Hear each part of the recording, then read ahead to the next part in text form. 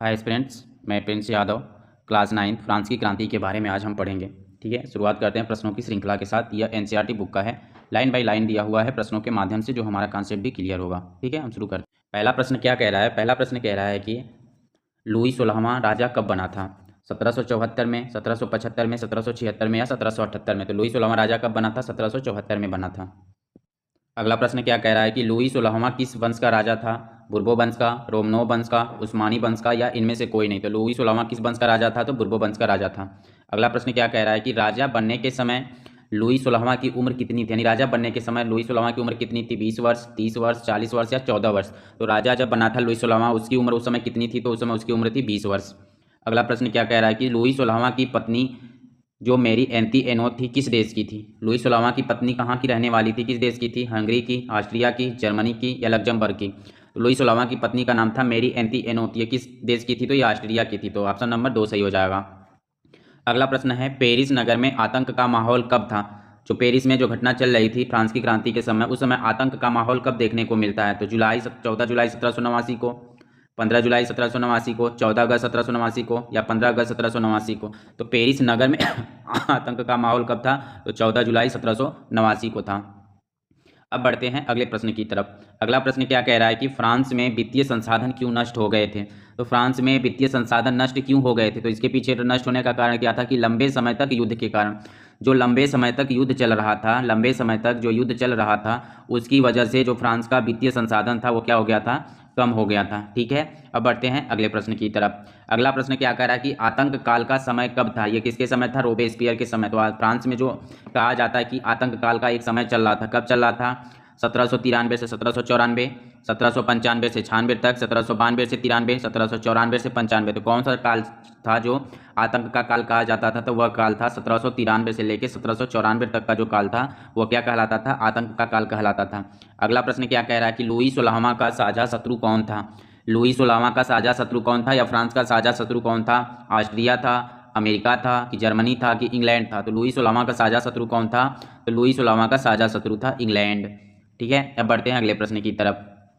Louis 16वां के समय America के कितने उपनिवेश इंग्लैंड से आज़ाद हो गए थे? 14, 15, 13 या 12? तो कितने उपनिवेश थे? तो हम जानते हैं कि उस समय 13 उपनिवेश थे, जो अमेरिका के 13 उपनिवेश इंग्लैंड से आज़ाद हुए थे। किसके समय? लुई 16वें के समय। कौन था? लेफाइते था। कौन था? लेफाइते जो था, इसका लुई 16वें का मंत्रित्व जो था वहाँ पे इसने यहाँ पे आज़ाद कराने में महत्वपूर्ण भूमिका निभाई थी।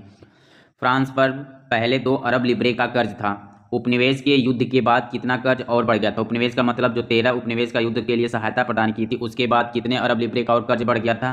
20 अरब लिब्रे का, 10 अरब लिब्रे का, 15 अरब लिब्रे का या 12 अरब लिब्रे का?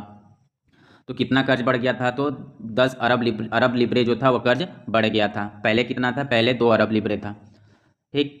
फ्रांस सरकार से कर्जदाता कितना ब्याज मांग करने लगे थे? यानी फ्रांस सरकार से कर्जदाता जो थे उन्होंने कितने ब्याज की मांग करने लगे थे? 20%, 10%, 15% या 17%? तो फ्रांस सरकार से कर्जदाता जो थे वह 10% ब्याज की मांग करने लगे थे। ठीक, अब बढ़ते हैं अगले प्रश्न की तरफ। कर्ज के लिए कर, किसकी बात कर रहे हैं? कर्ज के लिए कर के बारे में कौन सा कथन सत्य है? तो कर्ज से मुक्ति के लिए सरकार ने कर में वृद्धि कर दी। दूसरा, फ्रांस सरकार अपने बजट का बहुत बड़ा हिस्सा कर्ज चुकाने में मजबूर थी। तीसरा, फ्रांस सरकार का कर्ज चुकाने के लिए कर में वृद्धि नाकाफी था। यानी कहने का मतलब है कि कर्ज के लिए, यानी कर्ज जो बढ़ रहा था उसके लिए सरकार ने क्या किया कि कर्ज से मुक्ति प्राप्त करने के लिए सरकार ने कर में और मात्रा बढ़ा दी। फ्रांस सरकार अपने बजट का बहुत बड़ा हिस्सा कर्ज के माध्यम से चुकाने के लिए मजबूर थी, और जो ये कर्ज बढ़ा रही थी गवर्नमेंट फ्रांस की सरकार, उसको भी इस कर्ज के माध्यम से भी वो जो उसके ऊपर कर्ज था उसको चुकाने में वह नाकाफी था, उसको कोई फायदा नहीं हो रहा था।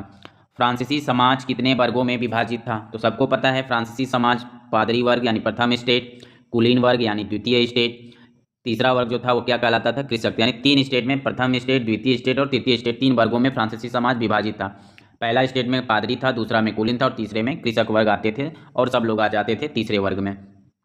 वर्गों में विभाजित फ्रांसीसी समाज मध्यकालीन सामंती व्यवस्था का अंग था। यहाँ भी क्वेश्चन पूछ देगा कि जो वर्गों में विभाजित फ्रांसीसी समाज था वह कौन सी सामंती व्यवस्था का अंग था? तो मध्यकालीन सामंती व्यवस्था का अंग था। ठीक है, 1789 से पहले फ्रांस का फ्रांसीसी समाज एवं संस्थाओं के लिए प्राचीन राजतंत्र पद का प्रयोग होता था। फ्रांसीसी समाज में हिस्सा, ठीक है, तो फ्रांसीसी समाज की कुल आबादी में कितने प्रतिशत किसान थे? यानी फ्रांस में जो समाज में जो लोग रह रहे थे उसमें से कितने प्रतिशत किसान थे? 90%। 60%, 75% या 60%। ये 60% 2 बार दे दिया है। तो फ्रांसीसी समाज में कुल आबादी में अगर किसानों के प्रतिशत की बात करें तो किसान कितने थे? 90% किसान थे। ठीक है।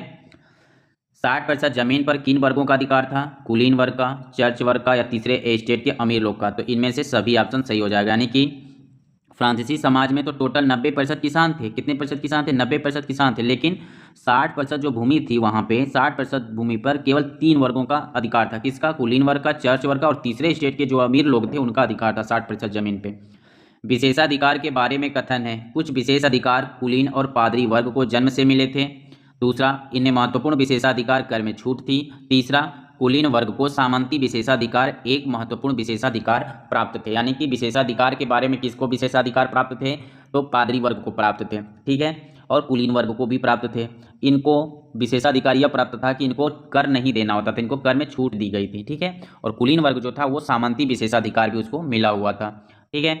किसान अपने स्वामी की से किसके लिए करने के लिए बाध्य था? अपनी सेवा करने के लिए बाध्य था अपने स्वामी का।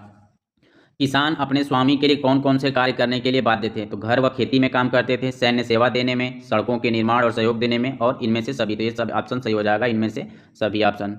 अगला प्रश्न है कर के बारे में तथ्य, जो हमने देख लिया था। पढ़ते हैं यहाँ पे पहले नंबर में कर के बारे में क्या कह रहा है कि कुलीन वर्ग किसानों से कौन सा कर वसूल करता था? तो कुलीन वर्ग किसानों से सामंती कर वसूल करता था।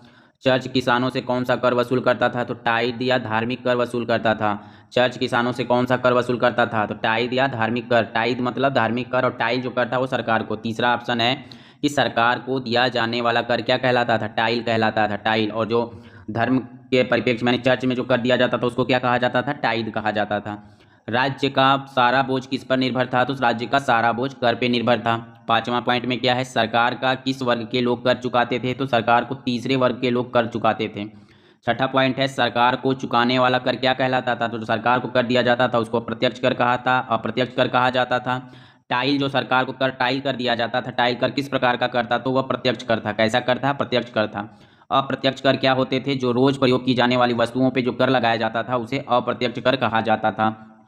अप्रत्यक्ष कर के रूप में क्या बताया जाता था उस समय? तो नमक और तंबाकू, यानी रोज प्रयोग की जाने वाली वस्तुएं थी नमक और तंबाकू, उन पे जो कर लगाया जाता था उसे अप्रत्यक्ष कर कहा जाता था। कर का बोझ कौन उठाता था? तो कर का बोझ फ्रांस की जनता उठाती थी। ठीक है। पॉइंट समझ में आ गया। अब बढ़ते हैं आगे। तीसरे एस्टेट का समाज कैसा था? यानी तीसरे एस्टेट के समाज में कौन कौन से लोग शामिल थे? पहला, बड़े व्यवसायी, व्यापारी, अदालत कर्मचारी, वकील।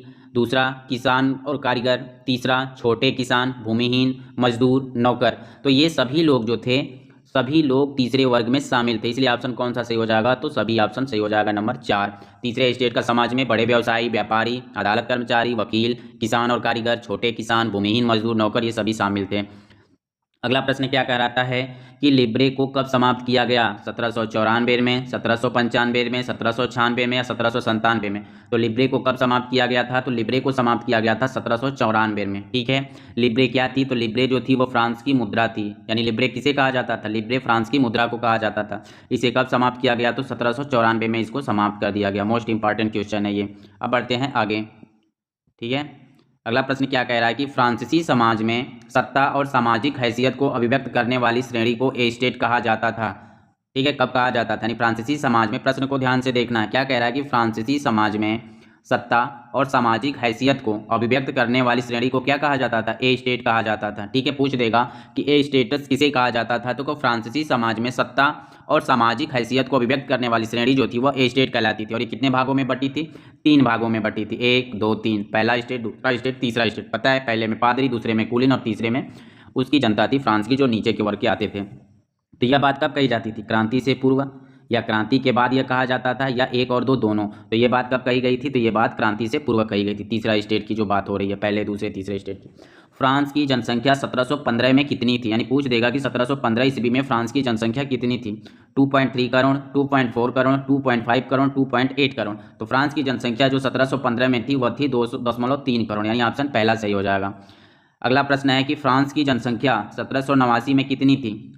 2.3 करोड़, 2.4 करोड़, 2.5 करोड़ या 2.8 करोड़। तो 1789 में फ्रांस की जनसंख्या कितनी हो गई थी? तो 2.5 करोड़ हो गई थी। और यहीं 1715 में कितनी थी? तो 2.3 करोड़ थी। और 1789 में कितनी हो गई? 2.8 करोड़ हो गई। अब बढ़ते हैं अगले प्रश्न की तरफ। क्या कह रहा है कि फ्रांस में किस सदी में एक नया वर्ग, मध्य वर्ग का उदय हुआ? फ्रांस में किस सदी में एक नए वर्ग का उदय हुआ? वो क्या वर्ग कहलाता था? मध्यम वर्ग कहलाता था। इसका उदय कब होता है फ्रांस में? 17वीं सदी में कि 18वीं सदी में कि 19वीं सदी में या 20वीं सदी में? तो फ्रांस में एक नए वर्ग का उदय हुआ जिसे मध्यम वर्ग कहा जाता था, उसका उदय होता है 18वीं शताब्दी में। ठीक है, मध्यम वर्ग ने अपनी स्थिति कैसे मजबूत की? किसका वर्ग का उदय हुआ? इसने अपनी स्थिति कैसे मजबूत की? समुद्री व्यापार के चलते, ऊनी रेशमी कपड़ों के उत्पादन के चलते, एक और दो, दोनों, या इनमें से कोई नहीं? तो मध्यम वर्ग ने अपनी स्थिति जो मजबूत की है उसको पीछे का रीजन क्या था कि इन्होंने समुद्री व्यापार में भाग लिया, इसलिए पहला ऑप्शन सही है। उन्होंने रेशमी कपड़ों के उत्पादन में योगदान दिया, दूसरा ऑप्शन सही है। तो इसलिए एक और दो, दोनों ऑप्शन सही हो जाएंगे जिन्होंने मध्य वर्ग ने अपनी स्थिति मजबूत की थी। स्वतंत्रता, समान नियमों, समान अवसरों के विचार पर आधारित समाज की परिकल्पना किन दार्शनिकों ने दी थी? जॉन लॉक ने, रूसो ने, एक और दो, दोनों इनमें, या इनमें से कोई नहीं? तो जॉन लॉक और रूसो ने, इन दोनों ने जो परिकल्पना दी थी समाज के बारे में वह किस पर आधारित थी? तो स्वतंत्रता पर आधारित था, समान नियमों पर आधारित था, समान अवसरों के विचार पर आधारित था। 3 पॉइंट हमें ध्यान देना है, पूछ लेगा। चीज़ों को हमें समझना है कि जॉन लॉक व रूसो जो थे उन्होंने किस विचार पर आधारित समाज की परिकल्पना प्रस्तुत की थी? तो वह थी स्वतंत्रता, समानता, समान नियम और समान अवसर, 3 विचारों पर आधारित था। ठीक है, टू ट्रीटाइजेज ऑफ गवर्नमेंट किसकी कृति है? जॉन लॉक की, रूसो की, मॉन्टेस्क्यू की और जॉर्ज दांतान की। किसकी रचना है टू ट्रीटाइजेज ऑफ गवर्नमेंट? तो यह रचना है जॉन लॉक की है। किसकी है two treatises of government? John Locke की। अगला प्रश्न है, किसने अपनी कृति में राजा के दैवीय और निरंकुश अधिकार का खंडन किया है? जॉन लॉक ने, रूसो ने, कार्ल मार्क्स ने, या इनमें से कोई नहीं? तो जॉन लॉक जो था उसने जो अपनी कृति लिखी थी टू ट्रीटाइजेज ऑफ गवर्नमेंट ने, ठीक है, अभी पहले हमने पूरा टू ट्रीटाइजेज ऑफ गवर्नमेंट जो पुस्तक थी जो लिखा था किसने? जॉन लॉक ने। उसमें किसका खंडन किया है? तो उसमें उसने राजा के दैवीय और निरंकुश अधिकार का खंडन किया है। तो इसलिए ऑप्शन सही हो जाएगा जॉन लॉक। आगे बढ़ते हैं, रूसो ने किसके विचार को आगे बढ़ाया था? तो रूसो ने किसके विचार को आगे बढ़ाया था? जॉन लॉक के विचार को, मॉन्टेस्क्यू के विचार को, या कार्ल मार्क्स के विचार को? तो रूसो ने जॉन लॉक के विचार को आगे बढ़ाया था। ठीक है, अब बढ़ते हैं आगे। रूसो ने किसके विचार को आगे बढ़ाया? तो ये प्रश्न हमने कर दिया था, ये जॉन लॉक है। किस विचार को आगे बढ़ाया था? तो कह रहा है कि रूसो जॉन लॉक के विचार को किसमें समाहित करके आगे बढ़ाया था? तो उसने किया था कि जनता और उसके प्रतिनिधि के बीच सामाजिक अनुबंधन पर आधारित सरकार का प्रस्ताव रखा था। यानी कि जो जॉन लॉक ने सिद्धांत दिया था कि दैवीय और निरंकुश सत्ता जो है उसका खंडन किया था, उसी के विचार को रूसो आगे बढ़ाते हुए, कौन? रूसो आगे बढ़ाते हुए क्या कहता है कि जनता और उसके प्रतिनिधि के बीच सामाजिक अनुबंधन पर आधारित सरकार का प्रस्ताव रखा। तो सोशल कॉन्ट्रैक्ट, इसी के आधार पर पुस्तक लिखी थी किसने?